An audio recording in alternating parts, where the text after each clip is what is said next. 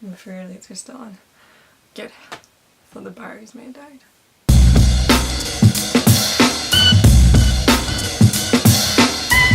Hey guys, how is it going? I hope I'm framed okay. You guys should see my setup right now. Because the 5D doesn't have a flip screen, I have to put a mirror behind my camera so that if I sort of can see if I'm actually in the screen, which I am slightly that way. Which isn't good because I need glasses to see and I cannot see the mirror, like what's on that screen from here in the mirror. Anyways, today guys, I'm going to actually be doing a sort of very basic introduction to the basics of photography. The reason I'm doing these sort of introductory basic photography videos is because when I first started out in like photography, I had no idea. I had to do so much research and so many different pages, and I wish someone had just like made a video and just told me straight what it was, and someone probably has, but I never found one that I really could understand. So here I am making a video for it. My videos will go more into sort of more advanced techniques and stuff eventually, but I want to keep going through the basics so you guys can learn with me if you don't already know photography. If you do, then good for you. Good for you. We can be friends. So when I first started out in photography, I didn't really know where to start or anything like that. I sort of went to the automatic sort of setting on the camera, and I'll actually show you my first camera. Okay, actually, so this isn't my first camera. I actually had a Fujifilm before this camera, and then this Christmas before I started this course that I'm doing now at college, I got my Canon 600D, which is a really good sort of starter amateurish camera. If you're going to get into photography, I really recommend this one. They don't make it anymore, it's been discontinued, and you can get it second hand though, and I think the one now is the 700D, which is kind of the same. It has a flip screen, got all the features, all that sort of thing. So if you're thinking about getting into photography and don't know what to pick or what to start with, my recommendation is get a really, not the cheapest camera, but get a good quality amateur sort of beginner camera, which is 600D, which don't make anymore. So get the one up, which is like the 700D. I would get one of them. This one was like £400, which I'm not sure in dollars how much that is, but it was like £400, and this is actually the American version because I got it cheaper that way. It's the Rebel T3i. Start off with a basic camera. This is as close as I can get. I'm really close to the mic, so I'm sorry if I sound like a big man. Okay, so on your camera, if you're in the manual setting, which is up here on the wheel as an M. If you're firstly starting it, try it on auto depth for a wee while, but eventually you want to end up in M. AV, TV and all that is like shutter priority and other priorities and stuff, so kind of better just going for M. So on the screen we've got our shutter speed, our f-stop and our ISO. I'm going to talk you through all these, and then eventually I'll go into all these as well, but I'm going to talk you through all these ones to start. I just recorded a whole big chunk of this video and forgot to focus back. So let's start again, Rebecca. Let's start again. Okay, so shutter speed. If you're just starting out in photography, you're probably guessing that shutter speed has something to do with how fast the shutter closes or whatever, because it's the speed of the shutter in the camera. Because the rate of which your shutter speed closes can make or break a picture. It really can. So for example, if I had 1/30th of a second shutter speed, which is 1/30 on the camera, that's a fairly slow shutter speed. That means it's 1/30th of a second. Motion is going to be blurred. If someone ran past your camera whilst you were taking a picture at 1/30th, it can be hard to keep your camera stable as well when your shutter is so like slow, because any movement is going to be blurred. Anybody walking past is going to be blurry. Fair enough, you maybe want that to create a sense of like movement and stuff, but everything is going to be blurry if someone moves in the picture and stuff. Maybe about 1/15th actually, they'll be more blurry.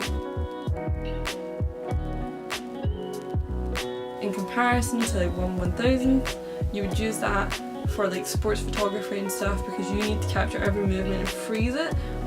And like if a basketball player was flinging something a hoop, you need to capture him like in the air. You use 1/1000th of a shutter speed, or like faster.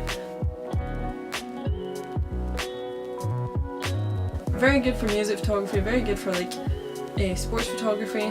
1/1000th freezes. 1/1000th, I can't say 1/1000th.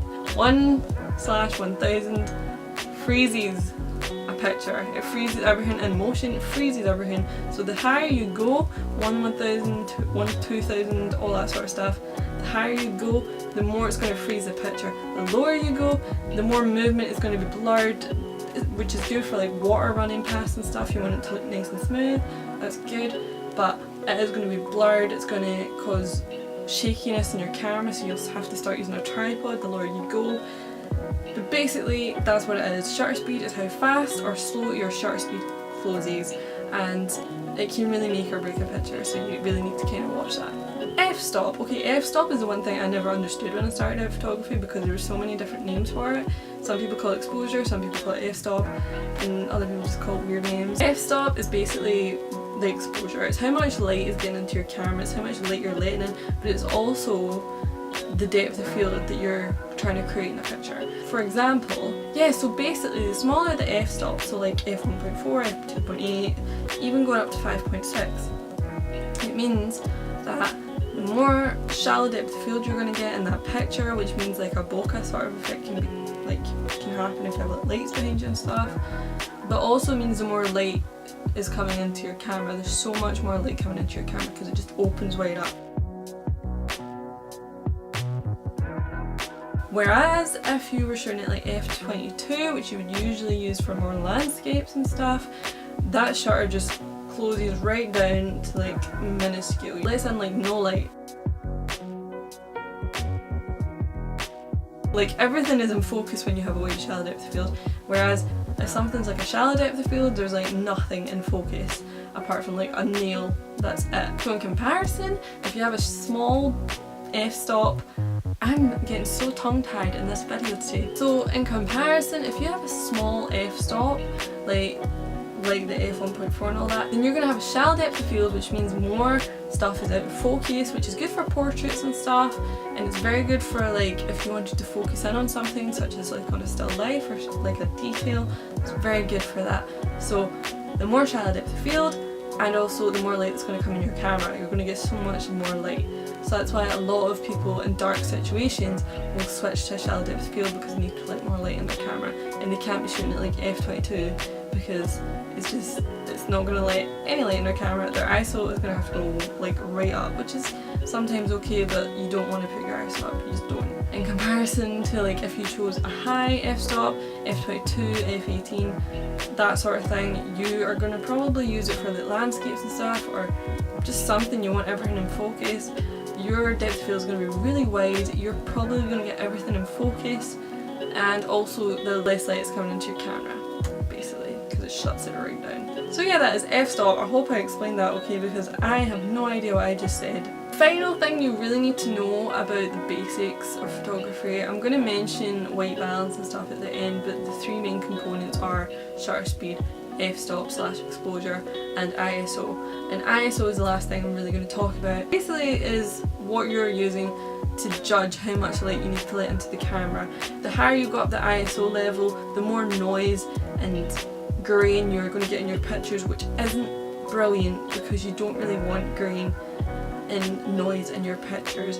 So if you went up to like ISO 800 on like a really good expensive camera, then it will last. I think my 5D is on ISO 1250 at the moment, and it hopefully won't have much grain, but that's because my room's really dark. Whereas if I went on a 600D with an ISO of 1250, it's going to be so grainy, so noisy, I wouldn't be able to use the picture or the video because it would just be horrifically bad. So yeah, the ISO, you want to keep the ISO low, so if you can always try and keep the ISO to like 100, 200, maybe up to 400, it's always a good thing to do because it means you're not relying on it to keep your sort of light coming into the camera. Always use your shutter speed and f-stop to try and like make sure your lighting's okay and stuff. You never want to rely on just flinging my ISO up. You never want to rely on that. You only use that as like a last measure.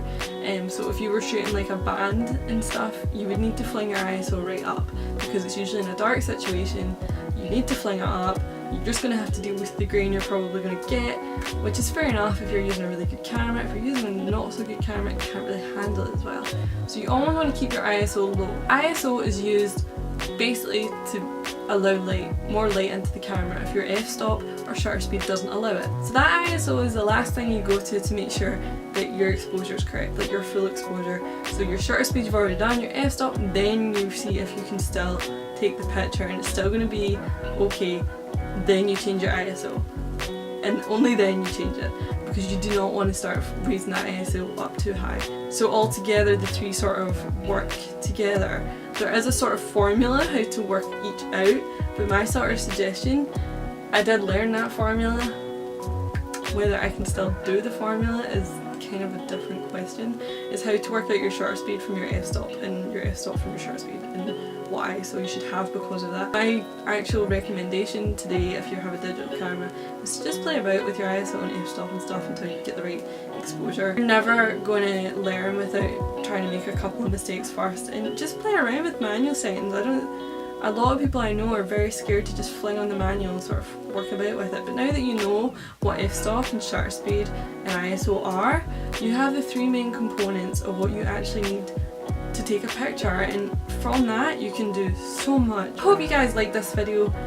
I think I've explained it okay. If I haven't, then I probably won't put this out, but hopefully I've explained it okay, because I'm hoping to do more videos like this. I'm going to go through my camera bag actually in my next video and just show you guys what I actually take on a daily basis when I go to take pictures, which is near enough every other day I go and take pictures. So yeah, if you like this video, please subscribe, follow me on Instagram at Rebecca A. McPhail. Anyways guys, thank you for watching. I hope this helped.